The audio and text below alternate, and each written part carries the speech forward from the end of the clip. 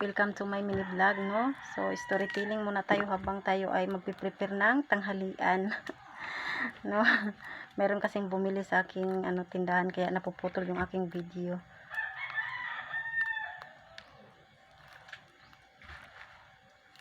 Gulay-gulay na naman tayo para makatipid tayo ng ulam, no?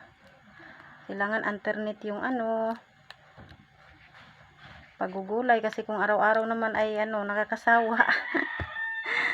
Wow. So, kung gawin nating alternate yung alternate, no, ang ating ulam na gulay ay masarap kasi yung mga bata gusto nila ganun.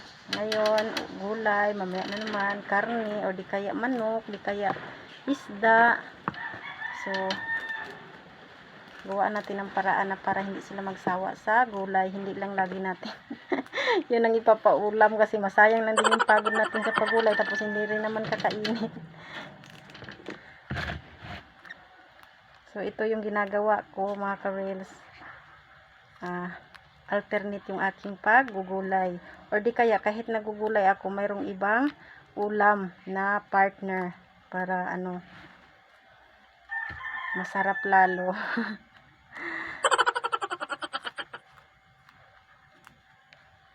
So, itong gulay na to, hindi namin ito mauubos ngayong tanghali.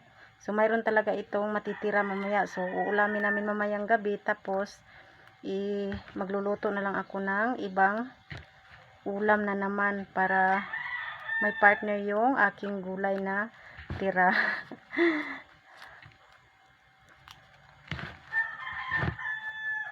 So, talagang buhay nating nanay. Mag-iisip ng pagkain, kung anong lulutuin. At kung minsan, pag nagkakasakit tayo, hindi na tayo makapagsalita, wala talagang ulamin. Kasi magtatanong pa sa atin kung anong ulam. Kasi nasanay sila na tayo ang nag-iisip lagi ng ulam. Nagpaplano kung anong ulamin, nagbabudget.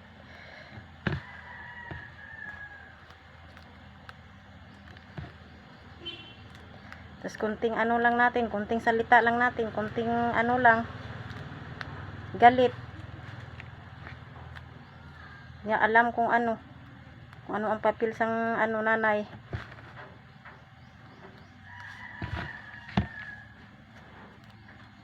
So, yun lang aking for today's video mga ka-reels. Medyo mahaba na yung aking video. Magluluto na ako ng tanghalian. Pero madali lang naman ito lutuin. So, magpakulo lang tayo ng tubig. Tapos, ilagay natin yung mga gulay at saka yung tuyo na ating ilalagay para magkaroon ng lasa. So, yun lang. Thank you for watching. Don't forget to follow, like, and share. Bye-bye! Wow. Oh my God!